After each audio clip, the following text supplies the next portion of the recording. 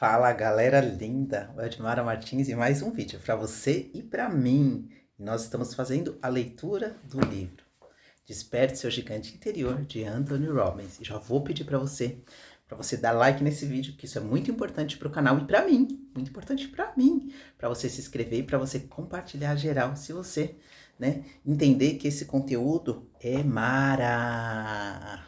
Então, bora lá. Referências. O tecido da vida. A mente do homem, estendida para absorver uma nova ideia, nunca volta às suas dimensões originais. Oliver Wendell Holmes. Parado no convés de voo, o jovem tenente ele observou um avião escapar ao controle no momento em que ele pousava no porta-aviões. Uma asa atingida e quase cortando ao meio um homem a poucos metros de distância. A única coisa que o impediu, através do horror do momento, foi a voz trovejante de seu comandante a gritar: "Alguém pega uma vassoura e varra essas entranhas do convés!" Não havia tempo para pensar, e ele teve de reagir no mesmo instante. Junto de seus companheiros, o jovem tenente removeu os restos mortais do marinheiro da pista de pouso. Naquele instante, o jovem de 19 anos, chamado George Bush, não tinha opção, a não ser aprender a lidar com a carnificina da guerra.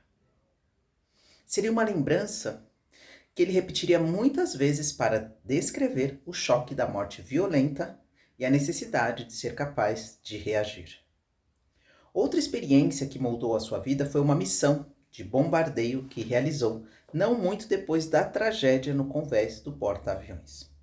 Foi enviado para bombardear uma torre de rádio numa pequena ilha no Pacífico Sul. Shishijima era um campo de prisioneiros de guerra dirigido por um infame oficial japonês, Matoba. Bush e sua tripulação sabiam que ele cometera brutais crimes de guerra contra os prisioneiros, atrocidades indescritíveis como retalhar alguns homens e pôr pedaços de sua carne na sopa, que era servida aos outros prisioneiros, e lhes dizer depois que haviam comido carne humana. Surreal, né, gente? Ao se aproximar do alvo, o jovem George Bush ele estava absolutamente determinado a isolar aquele lunático, pela destruição do seu único instrumento de comunicação, a torre de rádio. No momento em que começou a descer, ele foi atingido pelo fogo inimigo. A fumaça encheu a cabine, mas ele ainda queria cumprir a sua missão. Nos segundos finais, conseguiu lançar a bomba e destruir a torre. No instante seguinte, deu ordens para os homens saltarem de paraquedas. Virou o avião para o mar e, quando chegou sua vez de saltar, as coisas não aconteceram conforme planejado. Seu corpo bateu na cauda do avião, rasgando uma parte do paraquedas e provocando uma escoriação na cabeça. O paraquedas avariado ainda funcionou parcialmente. Pouco antes de atingir a água, conseguiu se desvencilhar, lutou para voltar à superfície, o sangue escorrendo do ferimento na cabeça. Desesperado, ele procurou por sua balsa, encontrou-a, mas descobriu ao subir que os recipientes com água e alimento haviam sido destruídos por impacto com a cauda do avião. Para agravar a situação, a correnteza começou a arrastá-lo para a ilha, que acabara de bombardear. Pode imaginar o que fariam com ele? Seu medo aumentou à medida que a balsa se aproximava da praia e, de repente, percebeu alguma coisa na água. A princípio, ele pensou que fosse imaginação sua, mas depois ele concluiu que era mesmo um periscópio. Estava prestes a se tornar um prisioneiro dos japoneses. Mas, quando o enorme submarino aflorou à sua frente, ele constatou que era o Finback, um submarino americano. Foi resgatado, mas logo teve de enfrentar outro perigo. Depois de recolher Bush, o Finback teve de mergulhar apressado, pois navios inimigos se aproximaram. Lançando cargas de profundidade, o submarino só podia mergulhar e permanecer parado em silêncio total.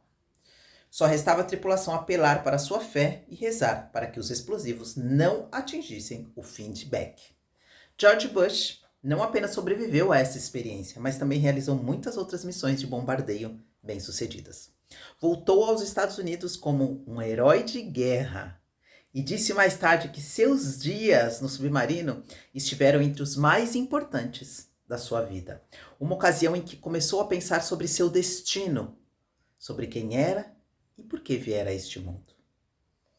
Que papel essas experiências desempenharam na formação do caráter, identidade e destino de George Bush? Sem qualquer dúvida, tornaram-se o tecido do qual muitos de seus valores e as suas convicções fundamentais foram recortadas. O tecido aqui chamo de experiência de referência. Tais experiências seriam parte do que o guiara mais de 40 anos depois a se tornar presidente dos Estados Unidos. Também ajudaram a moldar as suas convicções e o seu senso de certeza de que os bons devem enfrentar o mal, proporcionando-lhe um senso de confiança de que, se estivesse disposto a se empenhar ao máximo e não desistisse, alcançaria os resultados que desejava contra todas as probabilidades. Como você acha que essas referências moldaram as suas ações quase 5 décadas depois, ao sentar no gabinete oval, avaliando a sua reação à invasão do Kuwait, uma nação amiga, pelas tropas de Saddam Hussein, sem qualquer provocação? Se queremos compreender por que as pessoas fazem o que fazem, um exame das experiências de referências mais significativas e de maior impacto de suas vidas vai com certeza nos oferecer algumas pistas. As referências, o quinto elemento do sistema central de uma pessoa, fornecem a essência, os próprios fundamentos de nossas convicções, regras e valores. Constitui a argila com a qual é moldado o sistema central, e não resta a menor dúvida de que uma pessoa que experimentou e triunfou sobre uma tremenda adversidade tem fortes referências para desenvolver um nível sistemático de confiança. Uma convicção ou fé em si mesmas e nos outros e a capacidade de superar os desafios. Quanto maior a quantidade e a qualidade de nossas referências, maior o nosso nível potencial de opções. Mais quantidade e qualidade de referências nos permitem avaliar com mais eficácia o que as coisas significam e o que podemos fazer. Falei em potencial de opções porque as referências, elas podem, aos proporcionar os ingredientes básicos das nossas convicções. Mas muitas vezes nós deixamos de organizá-la por meio que nos fortaleçam. Por exemplo, um jovem ele pode demonstrar uma tremenda confiança e habilidade num campo de futebol americano, mas quando entra na aula de história ele não consegue invocar o mesmo senso de certeza que o ajudaria a explorar ao máximo o seu potencial. Como faz quando enfrenta os adversários durante uma partida se tratasse o esporte com a mesma atitude de derrota e dúvida com que pensa na aula de inglês? Seria um péssimo jogador. O que determina quais das nossas referências usamos? É evidente que o estado emocional terá um impacto radical em que arquivos, isto é, lembranças, emoções, sentimentos, sensações acumuladas, estarão disponíveis. Então, quando nos encontramos num estado de medo, por exemplo, apenas as referências que associamos a tais sensações no passado parecem aflorar na mente. E nos descobrimos num círculo vicioso. Medo, levando a referência de medo, levando a medo multiplicado.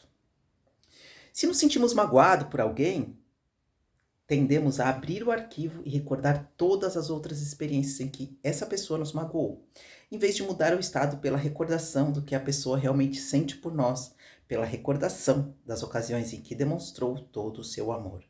Portanto, o nosso estado ele vai determinar o quanto desse tecido se torna disponível para a criação de uma vida de qualidade. Além do estado, outro fator é ter um sistema de referências ampliado, que possa acrescentar ao nível de compreensão do que é possível e do que somos capazes, não importa os desafios que possam surgir. Não pode haver a menor dúvida de que as referências elas constituem um dos elementos mais importantes no processo de tomada de decisão. Com toda certeza, moldarão não apenas o que fazemos, mas também como sentimos e quem nos tornamos. Compare as experiências de referências de Saddam Hussein com as de George Bush. Sabemos que o pai de Saddam Hussein o maltratava fisicamente, que o tio lhe ensinou a acalentar ressentimento e ódio contra os colonizadores ingleses, enquanto Bush era recompensado por seu heroísmo. Os modelos de Saddam foram aqueles que aprenderam a controlar os outros pelo assassinato e propaganda. Ao longo de um período de 15, 20 anos, Saddam tentou várias vezes derrubar o líder do Iraque, matando qualquer um que se interpusesse em seu caminho. Em decorrência, ele não percebeu os reveses, por mais sangrento que foram, como fracasso. Ele passou a acreditar que a longo prazo sempre teria êxito. E essa é uma convicção, diga-se de passagem, que lhe permitiu prevalecer depois da derrota na Guerra do Golfo Pérsico. Então, aos 42 anos de idade, ele já eliminara seus oponentes e assumira o controle do Iraque. Para muitos, Saddam é um monstro, e as pessoas se espantam com frequência como os iraquianos puderam apoiá-lo. A resposta é que os iraquianos consideraram Saddam Hussein como o homem que ajudou a mudar a situação em seu país. Ele melhorou o nível de habitação, educação e assim por diante. Então, para os iraquianos, ele é um herói. Além do mais, todos os iraquianos foram ensinados desde os 4 ou 5 anos de idade que ele era um herói. Sua imagem era exibida por toda a parte e o povo via apenas o seu melhor lado na televisão controlada pelo Estado. Saddam Hussein ele tornou-se um assassino apenas por causa das referências de ser maltratado quando criança? Longe disso. Muitas pessoas saíram de experiências de referências similares como seres humanos compadecidos e sensíveis. Então, jamais permitindo que, por causa de sua dor, que qualquer um ao seu redor fosse maltratado da mesma maneira. Muitas dessas pessoas empenham-se em ajudar aos outros. Alguém que estivesse no mesmo porta-aviões de George Bush e ficasse arrasado pela morte do amigo, poderia usar isso como uma referência para a convicção de que a vida não vale a pena ou que a guerra nunca é justificada? Pode apostar que sim.